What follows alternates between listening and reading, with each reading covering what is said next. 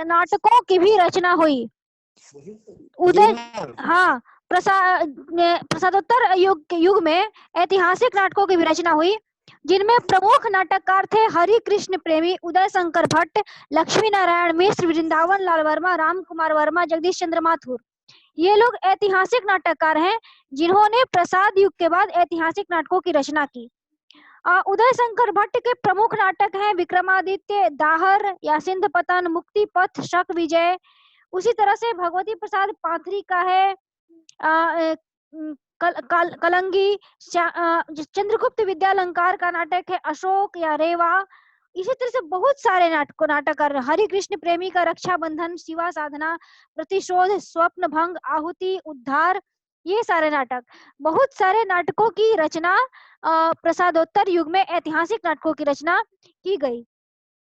तो इन ऐतिहासिक नाटकों के माध्यम से नाटककारों ने भारतीय संस्कृति का वातावरण पूर्णतया उपस्थित करने की चेष्टा की है और राष्ट्रीय एकता के प्रतिपादन की चेष्टा की है। और इस आधार पे एक संपूर्ण राष्ट्रीय फलक का निर्माण प्रसादोत्तर नाटक में होता है ऐतिहासिक नाटकों के माध्यम से। इसी तरह एक आगे चलते हुए हम वृंदावन लाल वर्मा के तरफ यदि हम जाएंगे तो इनके नाटक बहुत प्रसिद्ध हैं। आप लोगों ने इनकी झांसी की रानी नाटक का उल्लेख सुना होगा। वृंदावन लाल वर्मा के झांसी की रानी नाटक बहुत ही प्रसिद्ध नाटक है। इसके बाद पूर्व की ओर ये नाटक और बीरबल नाटक, ये सारे नाटक बहुत प्रसिद्ध हैं। राम कुमार वर्मा ने बहुत सारे ऐतिहासिक नाटकों की रचना की, जिनमें नाना फडणवीस, महाराणा प्रताप, अशोक का शोक, जौहर की ज्योति, संत तुलसीदास, भगवान बुद्ध, समुद्रगुप्त प्रक्रमांक, ये सारे नाटक होते हैं नाटककारों के द्वारा जिन्होंने ऐतिहासिक नाटकों की रचना की। आगे बढ़ते हुए हम यदि आगे जाएं तो हम देखते हैं कि प्रसाद युग में जो नाटक लिखे गए उनमें मुख्यतः आधुनिकता बोध लक्षित होता है। चूंकि अब स्वतंत्रता संग्राम के बाद सब परिस्थितियां बदल चुकी थी, परिवेश बदल चुके थे, तो उस समय जो नाटकों का जब परिवेश बदल गया, परिस्थिति बदल गई, तो साहित्यकारों के दृष्टिकोण भी बदल गए। निश्चित रूप से बदलेंगे, अपने अपने युग के अनुसार हर एक साहित्यकार का दृष्टिकोण बदलता है। अब चूंकि प्रसाद के समय में देश गुलाम था, इसलिए उस समय अधिकांशतः वैसे ही रचनाएं की जाती थी जिससे कि देश में राष्ट्रीय एकता का प्रतिपादन हो सके, राष्ट्रीय एकता मजबूत बन सके। लेकिन देश जब आजाद हो गया तो उस समय की परिस्थिति कुछ और हो गई, और परिस्थितियां बदलने के साथ साथ साहित्य में भी परिवर्तन होना असंभावी है। जब देश स्वतंत्र हो गया तो उस समय टेक्नोलॉजी का विकास धीरे धीरे शुरू होने लगा। जो बेरोजगारी की समस्या थी उस पे लोगों का ध्यान गया, कैसे देश में विकास हो, तकनीकी क्रांति हो, इस तरफ लोगों का ध्यान जाने लगा, विकास की तरफ लोगों की दृष्टि जाने लगी। तो अब देश में साहित्यकारों ने उसी माध्यम से अपने अपने साहित्य की रचना करनी शुरू की, उसी को परिप्रेक्ष्य बनाकर अपने साहित्य का प्रतिपादन शुरू किया। आधुनिकता बोध इस समय के नाटकों में बहुत ज्यादा दिखाई पड़ता है। लोगों की मन स्थिति बदली तो लेखन के सुर भी बदल गए। भुवनेश्वर प्रसाद मिश्र के नाटक ने लिखे हैं वो, जैसे कि तांबे के कीड़े।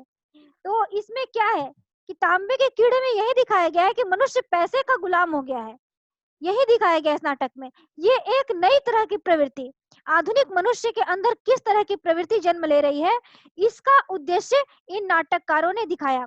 भुवनेश्वर के बाद भारती ने लिखा, धर्मवीर भारती ने लिखा एक नाटक अंधा युग। अंधा युग नाटक उन्होंने युद्ध की विभीषिका पर लिखा है। वस्तुतः वह महाभारत युग को केंद्र बनाकर लिखे हैं कि महाभारत युद्ध समाप्त हो जाने के बाद हर पक्ष, दोनों पक्ष निराश है, चाहे वो पांडवों का पक्ष हो या फिर कौरवों का पक्ष हो, क्योंकि युद्ध के बाद कभी भी मतलब कि मनुष्य को शांति नहीं मिलती, चाहे वो हारने वाला पक्ष हो या जीतने वाला पक्ष हो, दोनों पक्ष अंततः पतन की गर्त में ही गिरते हैं। तो महाभारत युद्ध के बाद अंधा युग नाटक में धर्मवीर भारती ने यह दिखाने की कोशिश की कि दोनों पक्षों में से किसी भी पक्ष को शांति नहीं मिल रही है। धर्मराज युधिष्ठिर अपनी तरह से बेचैन है, उन्हें अपनी अंतरात्मा में बार बार पश्चाताप हो रहा है कि मेरे कारण इतना बड़ा नरसंहार हो गया, और उधर कौरव दल में कोई नहीं बचा, सिर्फ एक युयुत्सु बचा है, दुर्योधन का भाई। वो भी वो उसका वह भाई था जिसने कि दुर्योधन का साथ छोड़ करके पांडवों का साथ दिया था। उसने यह कहा था कि धर्म पांडवों के पक्ष में है, इसलिए मैं उन लोग की तरफ से युद्ध करूंगा। लेकिन जब युद्ध खत्म होता है तो अंततः युयुत्सु को भी कोई स्वीकार नहीं करता। उसकी माता कहती है कि बेटे तुम्हारे हाथ थक नहीं गए अपने ही भाइयों का वध करते करते। इस तरह से उसकी माता भी उसे दुत्कार देती है, और पांडव पक्ष से भी उसे निराशा मिलती है, तो वो तो कहीं का नहीं रहता। इसका मतलब यह है कि अंधा युग में एक वाक्य आया है, एक लाइन धर्मवीर भारती ने लिखी है कि युद्ध के बाद पक्ष चाहे धर्म का हो या अधर्म का हो, हताहत दोनों होते हैं। इसलिए जितना हो सके युद्ध को ही टालने का प्रयास करना चाहिए, किसी भी तरह से युद्ध की स्थिति नहीं आने देनी चाहिए। यह मानवता का ह्रास है। इसलिए इस अंधा युग नाटक में युद्ध यह जो गीत खच्चर खच्चर कर दो। हेलो, यह जो गीति नाट्य है वह युद्ध की विभीषिका को लेकर लिखा हुआ बहुत ही सुंदर नाटक है। इसके बाद हम आगे जाते हैं तो आधुनिकता बोध की दृष्टि से मोहन राकेश की नाटकों को देखते हैं। उसमें उन्होंने आषाढ़ का एक दिन, लहरों का राजहंस, आधे अधूरे, इन नाटकों की रचना की। आधे अधूरे नाटक में एक ऐसी स्त्री की कहानी है जिसे कोई पुरुष पूर्ण ही नजर नहीं आता।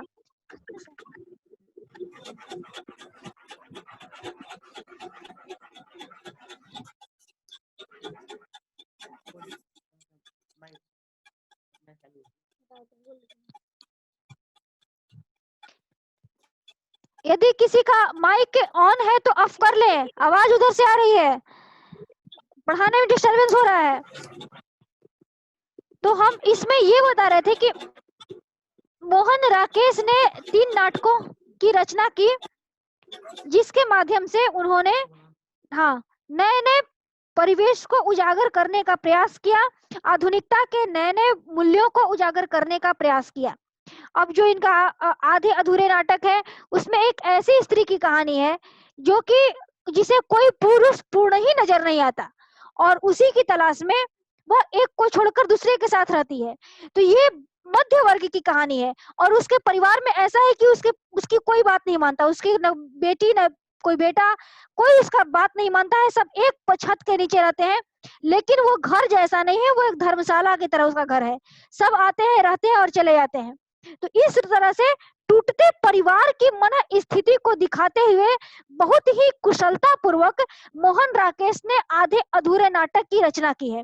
तो इस तरह से विभिन्न मनोभावों को लेकर, आधुनिक मनोभावों को लेकर के इस युग में नाटककारों ने नाटकों की रचना की। जगदीश चंद्र माथुर ने पहला राजा इस नाटक की रचना की, और लक्ष्मी नारायण लाल ने सूर्यमुख, मिस्टर अभिमन्यु, ये सारे नाटकों की रचना की। इस तरह से हम पाते हैं कि प्रसादोत्तर नाटक में बहुत सारे नाटकों की रचना हुई आधुनिकता बोध को केंद्र बना करके। हम यदि आगे बढ़े, प्रसादोत्तर नाटक की स्थितियों पर जाएं, तो इस समय हम देखते हैं कि बहुत सारे समस्या नाटकों की रचना हुई। समस्या नाटक, इसका अर्थ क्या हुआ? इसका अर्थ यह हुआ कि इस युग में इस तरह के नाटकों में जितनी भी समस्याएं हैं, आधुनिक युग की बात वही है, लेकिन उसका शब्दों का परिप्रेक्ष्य बदल दिया गया है। इस युग में जितनी भी समस्याएं हैं उनको उठा करके नाटकों की रचना जब की गई, उसे समस्या नाटक नाम दिया गया। समस्या नाटक की प्रेरणा के लिए जो नाटककार हैं वो पाश्चात्य जगत के इब्सन और बर्नार्ड शॉ को आधार बनाते हैं। बर्नार्ड शॉ पाश्चात्य जगत के बहुत बड़े नाटककार थे, उनको आधार बना करके ही इस युग के नाटककारों ने समस्या नाटकों की रचना की। और बर्नार्ड शॉ एक ऐसे नाटककार थे जिनको कि नोबेल पुरस्कार भी मिल चुका था नाटक के लिए। तो बहुत बड़े और सुंदर कलात्मक ढंग से इस युग में समस्या नाटकों की रचना होती है। लक्ष्मी नारायण मिश्र का राक्षस का मंदिर, सन्यासी, मुक्ति रहस्य, राजयोग, सिंदूर की होली, ये सारे नाटक जो लिखे गए ये समस्या नाटक है। बेचन शर्मा उग्र ने डिक्टेटर, चुंबन, ये सारे नाटकों की रचना की। इस तरह से हम ये देखते हैं कि आधुनिक शिक्षा, आधुनिक युग के दुष्परिणामों को लेकर के इस युग में नाटकों की रचना होती है। दूसरी बात है कि इस युग में नाटक की क्या विशेषता है, तो सबसे बड़ी विशेषता तो इस युग के नाटक यही है कि इस युग में पात्र बहुत कम मिलते हैं नाटकों में। जयशंकर प्रसाद के समय में नाटक में पात्रों की बहुत ज्यादा संख्या होती थी, 32 पात्र, 40 पात्र होते थे। लेकिन इस युग के नाटकों में अधिक से अधिक 5, 6, 7 तक ही पात्र होते, और इसी में नाटक सिमट जाता था। और फिर भी नाटक की कुशलता में और नाटक के कथ्य में कहीं से ह्रास नहीं होता था, फिर भी नाटक बड़े सुंदर ढंग से लिखे जाते थे। इस तरह से इस युग में नाटक छोटे हो गए और लेकिन बड़े सुंदर ढंग से मंचनीय भी हो गए। जब नाटक छोटे हो जाएंगे, उनका अंक छोटा हो जाएगा, उसमें पात्र छोटे हो जाएंगे, तो स्वभावतः है कि नाटक रंगमंच पर मंचित करने योग्य स्वभावतः बन जाएंगे। इस युग के जो नाटक हैं वो रंगमंच पर मंचित करने योग्य आसानी से बन गए। तो ये हमारे प्रसादोत्तर नाटक की विशेषता है, जो कि हम इस युग के नाटकों में हम देखते हैं। और कोई प्रश्न है आप लोग को? हेलो हेलो,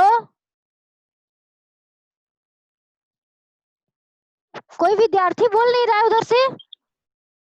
यस मैम, क्या पढ़ा रहे हैं मैम? प्रसादोत्तर नाटक। अभी तक से पता ही नहीं कि क्या पढ़ा रहे हैं। नहीं, लेट से जुड़े मैम। तब हम तो आज लेक्चर खत्म कर चुके हैं। तो अच्छा, हाँ, रिकॉर्डिंग देखना होगा तो देख लेना, यदि भेजेंगे तो देख लेना। रिकॉर्डिंग भेज दीजिए मैम। हाँ, प्रसादोत्तर नाटक पढ़ा रहे थे। कल पढ़ाएंगे समकालीन नाटक, कल नहीं परसों, ठीक है? हाँ, समकालीन नाटक पढ़ाएंगे। टाइमिंग यही रहेगा? हाँ, 12 बजे से। चलो, और किसी को कोई क्वेश्चन करना है उधर से? हेलो, नहीं मैम, अभी तो कोई क्वेश्चन नहीं है, पढ़ेंगे नहीं है तो। पढ़ करके आना तुम लोग, कल समकालीन नाटकों पर पढ़ाएंगे। समकालीन नाटक में यानी कि 1960 के बाद ये कौन कौन से नाटकों की विशेषता क्या है, कौन कौन से नाटक लिखे गए, इस पे हम प्रकाश डालने का प्रयास करेंगे परसों के क्लास में, ठीक है? और हो सके यदि इस पे सामग्री मिल जाए तो इसको इस पे पढ़ करके आना, ठीक है? तो बात अच्छे से समझ में आएगी। चलो, आज क्लास छोड़ रहे हैं तब। ओके। ओके, बहुत जल्दी।